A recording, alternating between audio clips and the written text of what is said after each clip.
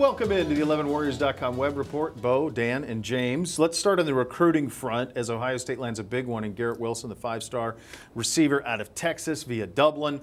This is so interesting to me, obviously, because of the Texas-Ohio State and Herman versus Urban. And Urban, what's interesting to me, and you knew it would be this way, he is not going to secede Texas. Like, he is going to be a figure in Texas. He has been successful there, and he's going to continue to be, and it's got to just piss Herman off. But so far, he's winning some of these battles, and this was a big one to win. Well, all you had to do to see how intense this recruiting battle was just to go on Twitter the last few months, and you could see the assistant coaches from both Ohio State and Texas going at each other, intensely recruiting against each other. And the reason why they were doing that was because both schools really wanted Garrett Wilson. So this is a huge win for Ohio State. You talk about the success Urban's had in Texas. This is now his 11th recruit he's gotten out of Texas. This is a list that includes J.T. Barrett, J.K. Dobbins, Jeffrey Okudah, Baron Browning, just to name a few. He's had a lot of success in Texas, and the word on the street is it's not done yet. That he's still recruiting hard in Texas. He's looking to get more guys out of Texas, and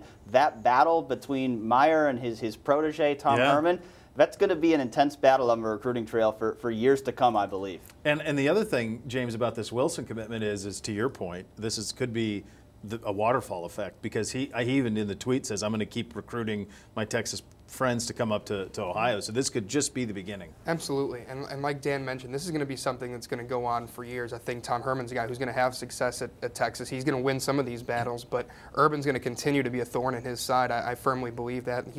Dan mentioned, all those names that he's gotten, Dontre Wilson, another one. I mean, the list goes on of players he's had, players he's going to continue to get, and I think Tom Herman's going to really have to battle to keep some of these kids in state. Think about how fierce the state of Texas has become with Urban having success down there, Tom knowing that it's vital to his program to keep the best players in state, and oh, by the way, Jimbo Fisher, who can recruit it a little bit and is getting paid about $75 million a year at Texas A&M. I mean, this is a fierce battle for recruits in the Lone Star State that's going to play out over the next few years, certainly. All right, let's go to the draft. Buckeye winners and losers. First, winner you. That's a great piece you did on Taekwondo. I enjoyed it a great deal. What was the thing that you really took away from it? And we encourage you to read it on the site if you haven't already. Many of you probably have. What was your big takeaway from that type of an experience? Just how far that a guy like Taekwondo has come, coming from not having a father figure, growing up, being the man of the house, from the day, just growing up without a dad, and going so far away to Ohio State, and then Larry Johnson kind of brings him under his wing. Just the whole experience was really surreal for me, and just to see a kid like Taekwondo who's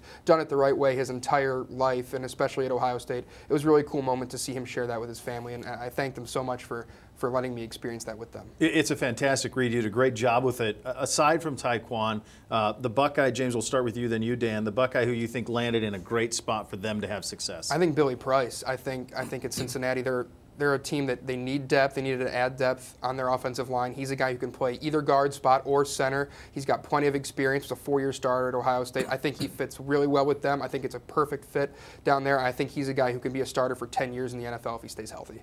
I would have said Billy Price, but I mean, you look at Denzel Ward, number 4 overall pick. I mean, we knew he was going to go high, but I don't even think any of us thought he was going to go that high. And certainly the Browns carry a stigma with them because of the last couple of years, but you look at some of the players on the defense. You've got a pass rush led by Myles Garrett up front. This is a defense that has the pieces in place to start getting better. Denzel Ward's going to be a huge part of that. And I mean, you look at what Marshawn Lattimore did Ohio State last year. A lot of people think Denzel Ward's an even better prospect. So when you look at what Marshawn Lattimore did, winning Defensive Rookie of the Year last year for New Orleans Saints, I think Denzel Ward's got a chance to challenge for the same award himself.